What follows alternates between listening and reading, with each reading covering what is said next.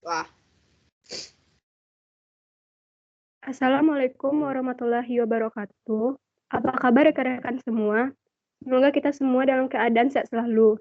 Baiklah, di sini kami dari kelompok I akan menampilkan hasil diskusi kelompok kami. Sebelum memulai presentasi, ada baiknya kami memperkenalkan diri terlebih dahulu. Yang pertama, Witri Zulaspita, BP 17104, 2018. Yang kedua, Intan Yodi, BP 17104, 2020. Selanjutnya, Anissa Serasi Pertiwi, BP 17104, 2014. Dan yang terakhir, Indah Fadila, BP 17104, 2032.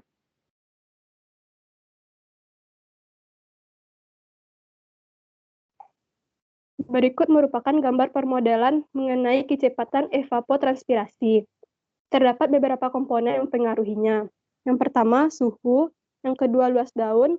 Yang ketiga, jumlah stomata. Yang keempat, kerapatan vegetasi. Yang kelima, kecepatan angin. Yang keenam, intensitas cahaya. Dan yang terakhir ada kelembapan udara. Di mana simbol plus ini menunjukkan adanya hubungan yang berbanding lurus dengan proses evapotranspirasi. Sedangkan simbol negatif ini menunjukkan adanya hubungan yang berbanding terbalik dengan proses evapotranspirasi ini.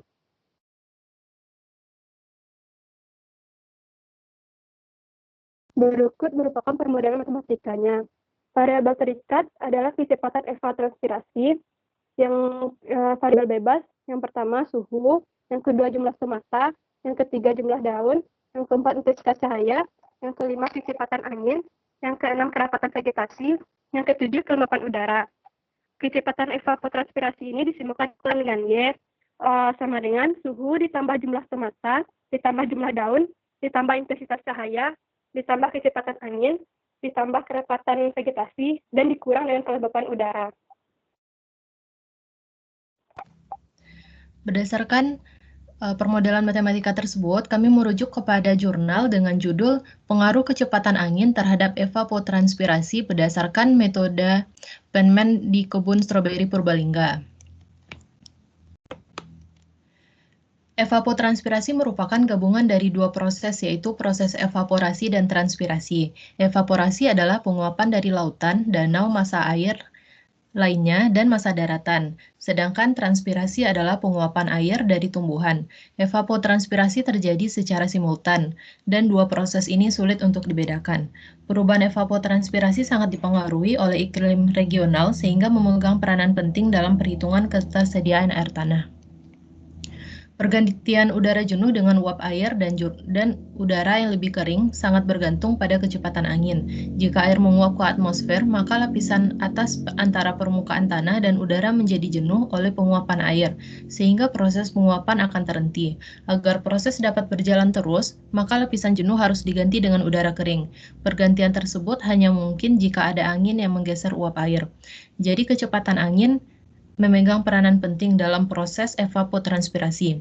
Laju evapotranspirasi sebanding dengan kecepatan angin. Metode yang digunakan dalam jurnal ini, yang pertama, nilai kecepatan angin diukur dengan alat anemometer setiap selang 1 jam selama 24 jam.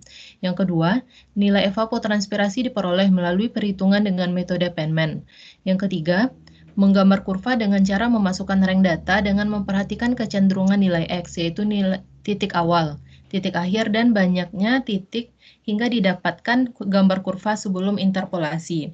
Yang keempat, memprediksi kurva yang sesuai dan klasifikasi perkiraan orde dengan memperhatikan kurva titik data, sehingga dapat menulis derajat interpolasi dan diperoleh kurva dalam bentuk dua dimensi sebelum dan setelah interpolasi. Interpolasi ialah proses estimasi terhadap pasangan titik data.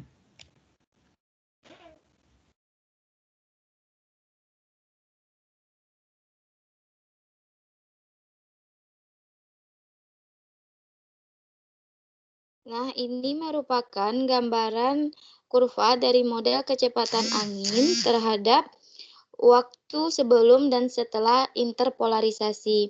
Pada permodelan ini dapat kita lihat kecepatan angin setelah interpolarisasi pada pukul 00 sampai 1.30 WIB, kecepatan angin itu meningkat. Pukul 1.30 sampai pukul 4 WIB menurun. Pukul 4 sampai pukul 6 WIB meningkat. pukul 6 sampai 9 itu menurun, pukul 9 sampai 12 meningkat kembali, pukul 12 sampai 18 menurun, pukul 18 sampai 21 meningkat, pukul 21 sampai 22.30 menurun kembali, dan meningkat pada pukul 22.30 sampai 23 WIB. Nah, nilai kecepatan angin itu sekitar 0 sampai 6,9 meter per sekon. Nah, pada gambar kurva yang kedua, gambar kurva kedua ini menggambarkan model evapotranspirasi terhadap waktu sebelum dan setelah interpolasi. Pada model evapotranspirasi ini, sekitar pukul 00 sampai 0.30 WIB, evapotranspirasinya itu meningkat. Pukul 00.30 sampai 1.30 menurun. Pukul 1.30 sampai pukul 3 meningkat. Pukul 3 sampai pukul 5 menurun kembali. Pukul 5 sampai pukul 7.30 meningkat. Pukul 7.30 sampai 11 meningkat. Pukul 11 sampai pukul 14 meningkat. Pukul 14 sampai pukul 17 menurun, pukul 17 sampai pukul 19.30 meningkat, pukul 19.30 sampai 21 menurun, pukul 21 sampai 22.30 meningkat, dan mulai turun kembali pada pukul 22.30 sampai 23.00 WIB. Nah, nilai evapotranspirasinya itu sekitar 9,2 sampai 12,3 mm per hari.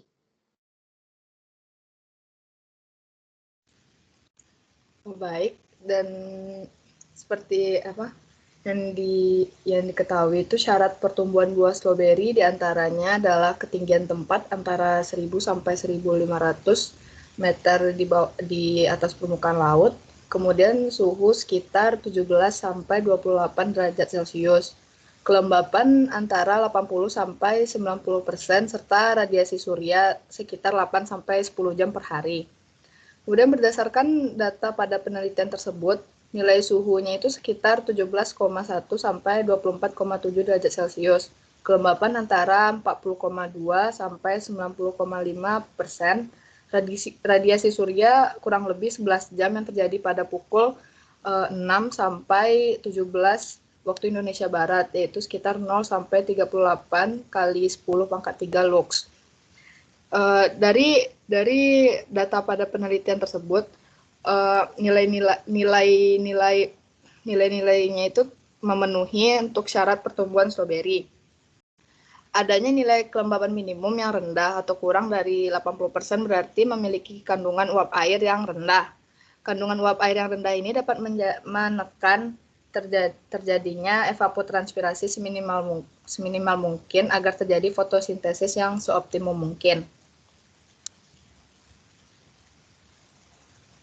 Kemudian nilai kecepatan angin yang cukup tinggi di titik pengukuran ini dapat disebabkan karena daerah tersebut memiliki banyak pepohonan. Kecepatan angin dapat mempengaruhi suhu dan kelembaban tanah menjadi kering. Dan nilai evapotranspirasi juga dapat mempengaruhi produktivitas hasil tanam. Adanya sungai dan pepohonan membantu menjaga keseimbangan lingkungan, sehingga beberapa faktor tersebut mendukung buah stroberi berada pada kualitas kelas A. Kemudian dari penelitian ini dapat disimpulkan bahwa pada koordinat pengukuran yaitu 7 derajat 13 menit 41,7 detik lintang selatan dan 109 derajat 16 menit 46,8 detik bujur timur dengan ketinggian 1264 mdpl. Kebun stroberi Purbalingga, Jawa Tengah memiliki nilai kecepatan angin maksimum 6,9 meter per sekon, serta evapotranspirasi maksimum sebesar 12,3 mm per hari dan minimumnya 9,22 mm per hari. Dan kecepatan angin memegang peranan penting dalam proses evapotranspirasi, di mana laju evapotranspirasi ini sebanding dengan kecepatan angin. Jika nilai kecepatan angin tinggi, otomatis laju evapotranspirasinya juga tinggi. Kemudian nilai kecepatan angin dan evapotranspirasi berpengaruh terhadap tinggi rendahnya produktivitas buah stroberi di daerah tersebut. Di mana nilai evapotranspirasi ini juga didukung oleh data-data ketinggian tempat, suhu, kelembapan, radiasi surya, serta klimatologi yang menunjukkan bahwa faktor-faktor tersebut juga mempengaruhi tinggi rendahnya kualitas buah stroberi di daerah tersebut. Dikembalikan ke moderator. Baiklah, itulah hasil diskusi dari kelompok I. Lebih dan kurang kami mohon maaf. Assalamualaikum warahmatullahi wabarakatuh.